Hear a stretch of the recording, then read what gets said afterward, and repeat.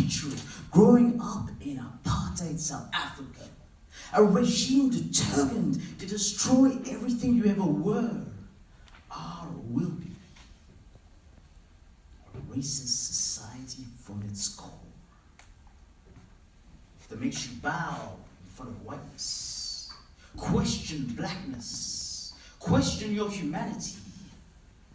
You don't understand. You can't understand. Let me try and explain it to you.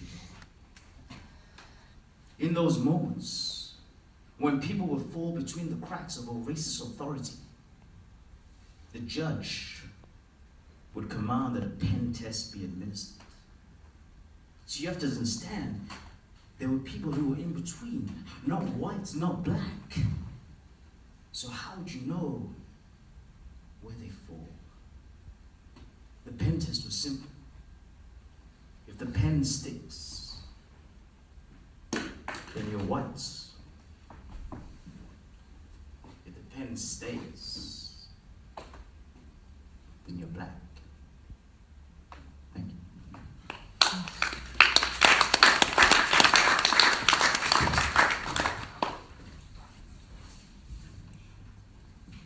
I once did that with somebody who had slightly curly hair. It really didn't work.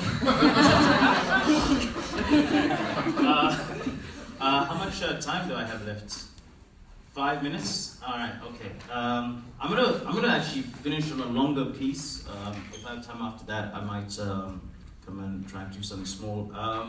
So before I read this piece, which I don't know, I feel like it's one of my favorite pieces. I actually read it last night at an event. I have magazines at Berlin Spoken Word. We do a lot of different projects, not just sharing words matter. We also do a magazine that's called OutSpoken. Let me show you a copy.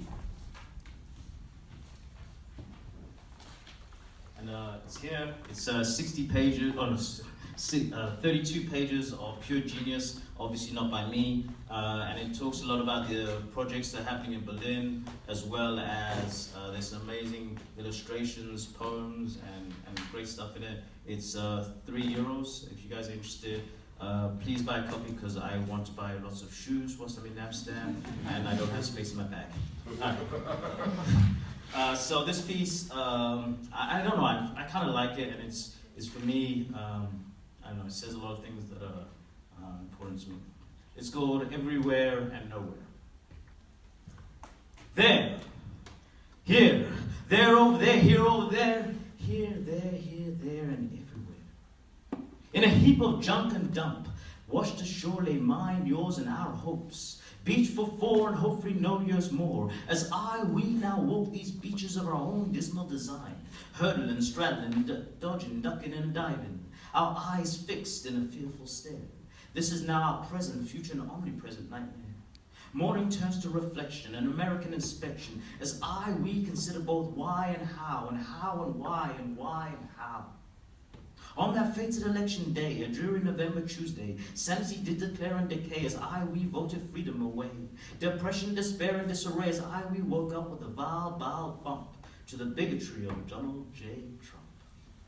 But therein lays the sad stump. Rather said the slap and the trap, for all that discriminatory crap was always there. Here, there, over there, here, there, and everywhere. For we, the vast majority, do decree with our words where the 46.7% fail to see that man, his ilk and politic, have long been beating us with whip and stick. So caution your liberal shock and disdain, for we, the minority, have long called this our mundane. Hold on though to that dismay, funnel and tunnel towards the struggle that lay simmering between, beneath, and beyond the struggle. For the revolution must now take place here, there, here, over here, there, over there, here, there, and everywhere. Undeterred Trump, his skin a roasty red rump, accepted victory with a jubilant finger thump, then quickly onto his iPhone, tweeting during a CI briefing, typing and deleting, 4:22 a.m., another foreign policy phlegm, comedian salivate waiting for his next Twitter gem. Everything about this man's political stands is smallish hands, confirms misogyny to be a false gender hegemony. His billionaire concrete stalk, grabbing pussy on the sidewalk, and all that locker room talk made us all balk. And yet, from his plush jet, he made even despair wet, promising walls and jobs, preaching to the unemployed mobs, a churlish reality TV character who you, I, we made matter. Imagined by the creators of South Park, brought to you by his peers, white America's most loathsome fears. With hasty pace, his electoral base warned that they were in a threatened space. White America, an endangered species, they eagerly cast out their bad feces, their right-wing theses, got our hopes in pieces. Even the Ku Klux Klan said, yes, we can. Hate and the freedom to discriminate, his political mandate, racism, sexism, all manner of imaginable ism, schism, got us locked into binary prisms, chained and imprisoned here, there, over there, here, there, and everywhere. So our children, I, you, we will confess with much shame and stress that I, you, we were there, alive upon that day that reality bewitched did betray, not even on our knees, yet happily handing over the keys to mine, yours, and our future, to a man of obvious insanity, speaking incessant banalities, lacking any discernible moralities. And now I, you, we must adjust, be forever mindful of our democratic trust in archaic institutional rust. This much we have discussed. Disgusting, pray to God he doesn't have a baby with goddamn Sarah Palin! Read, let's pray. Our haunting prediction certainly would be a minion. Please remain a horror science fiction. Hope was given 2 whole terms, but now hate returns. Wearing a wig, ranting like a pig, promising to make America great again. Shit me got me struggling to stay zen. Hope is nowhere, not here, not there, neither here, there, or anywhere. I assure you, hope is nowhere, for it died on that sad election day. Thank you.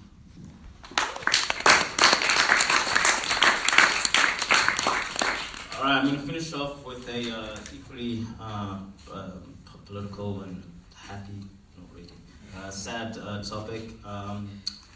Yeah, but I just want to say thank you, Lena, for having me over to Amsterdam. This is the last time I came here. I came for a day and did magic truffles, and it was very different.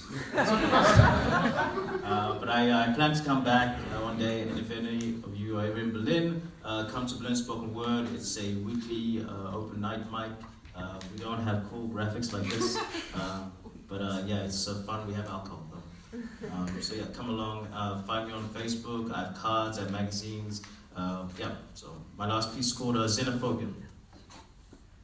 The intrusive, intractable, irrational, irrefutable lie that they and them are placed in mine, yours, and our minds is a fear of the other, that same other that rarely, almost never, and comparatively ever causes trouble, yet whom we have trapped in a perpetual bubble of stereotypes and projected imaginations, barricading those of different nations and Islamic foundations. This fear, a fanatical, fanciful fantasy that destabilizes our moral sanctity, is born of a vile and cruel creation that they and them perpetually propel, plan, propagate, and disseminate. Meanwhile, we, the many few, fall for that easy hate bait as they and them salivate. They and them, those men of power we have gifted with genocidal authority, made worse by economic austerity. These words meant to offer clarity. Let not myopia blind you, I, and us to the truth that lays beyond different ethnicities, races, and faces. For ultimately the other is you and I. For despite what they and them say, we're all the same. Thank you.